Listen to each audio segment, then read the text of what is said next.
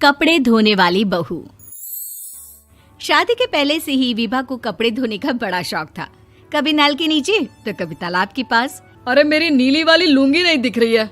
विभा की अम्मा, कहाँ रखी है लुंगी? अरे वो तो विभा ने परसों ही धोकर रखी थी आपकी अलमारी में, देखो वहीं होगी। वो ना मैंने आज धो दी, मुझे लगा कि गंदी हो गई होगी। अरे कैसे गंदी हो गई थी? उसे तो मैंने पहना भी नहीं। हे भगवान, इस लड़की के कपड़े धोने की आदत से परेशान हो गया हूँ मैं। जितना तो घर में राशन नहीं आता, उससे कहीं ज्यादा डिटर्जेंट पाउडर का खर्चा है। इसकी शादी करवा दो, शादी जाए अपने घर में ही करे काम, फिर चाहे घर के कपड़े धोने हो या पूरे गांव के।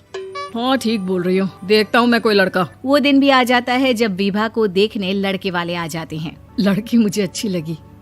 होने वाली सास कहती है, बेटी अगर कुछ पूछना है तो पूछ लो।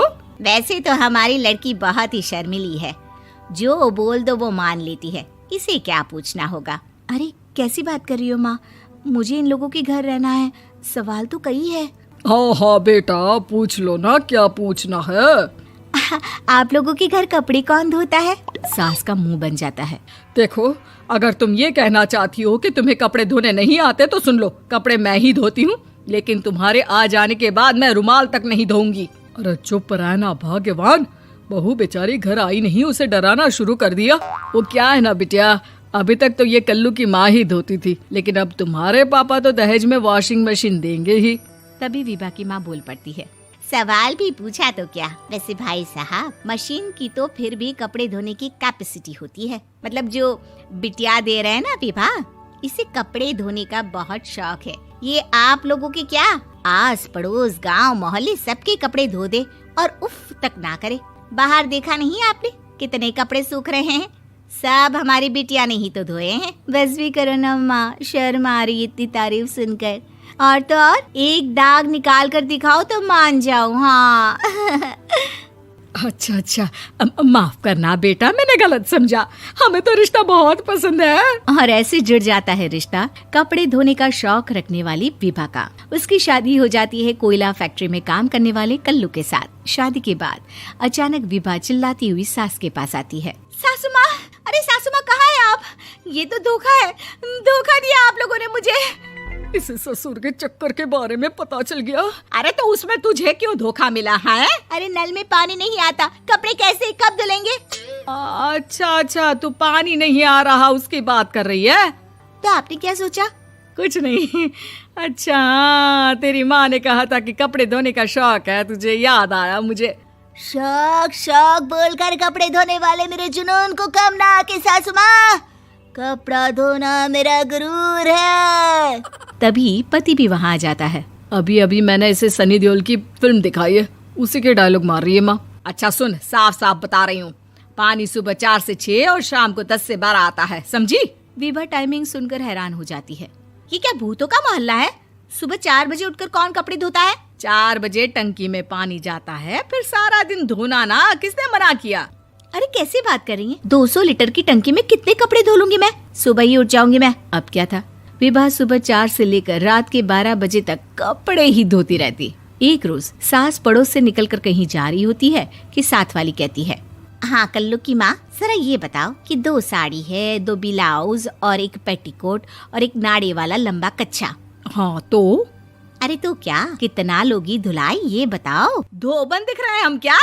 हमारे पति सरकारी नौकरी से अभी अभी रिटायर हुए हैं और बेटा सुपरवाइजर है कोयला फैक्ट्री में। धोबन समझ रखा है हमें। हाय रे कल्लू की अम्मा, माफ कर दो, वो तो मोहल्ले में यही सब बता रहे थे कि तुमने बहू को कपड़ा धुलवाने के काम में लगा दिया है। सास को पड़ोसन की बात सुनकर गुस्सा आ जाता है। वो घर पहुंचती है जहां घर के बाहर ही इतने सारे कपड़े सूख रहे होते हैं जितने कि किसी धोबन के घर पर। अरे ओ कल्लू की दुल्हन, बाहर निकल। माँ जी यहीं आ जाओ, बाथरूम में चादर धो रहे हैं हम। अरे अभी हम धोते हैं, तुमको बाहर निकलो। ये आस पड़ोस वाले बोल रहे हैं कि हम बहू से कपड़े धुलवा धुलवा कर उसे कपड़ा धोने वाली बना दिए हैं। अरे छोड़ो ना माँ जी, किन लोगों की बातों में आती हो? आस पास के लोगों का तो काम ही होता है कि वो किसी तरह सास बहू को लड़ा दे। बहू सारे घर के कपड़े धोती है, ये क्या कम है? बोलिए। सास को भी लग जाता है कि वो बहू का ये सनकीपन नहीं छुड़वा सकती, इससे अच्छा है कि खुद ही चुप हो जाए।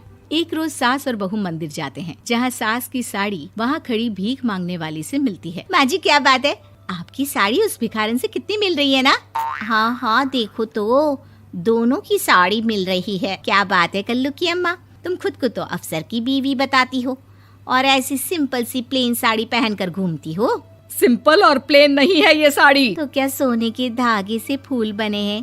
कुछ भी सासू माँ, कुछ भी। हाँ बने थे इस साड़ी में सोने के धागे से फूल। मेरे पति लेकर आए थे मद्रास से स्पेशली मेरे लिए 10,000 की। ताहे भाई साहब इस भिखारन के लिए भी सेम टू सेम साड़ी लेकर आए होंगे 10,000 की। सास उस वक्त तो कुछ नहीं कहती, लेकिन बहू के साथ घर आती है और अलमारी से एल्बम निकाल कर लाती है। ये साड़ी देख रही है, ये वही साड़ी है जिसे मैंने अभी पहना था। इस साड़ी में ये जो चमकदार फूल दिख रहे हैं ना, ये सोने के धागों से काढ़े गए हैं। लेकिन तू लोकल वॉशिंग मशीन ब्रश से घिस घिस कर सारे फूलों को निकाल कर साड़ी प्लेन कर दी। मुझे माफ कर दीजिए सासू माँ। और तो और, जब मैंने तुझे तेरी गलती के लिए कुछ नहीं कहा, लेकिन तूने तो सबके सामने मेरा मजाक ही बना दिया। क्यों? बहू को समझ में आ जाता है कि अब से उसका कपड़े धोना बंद।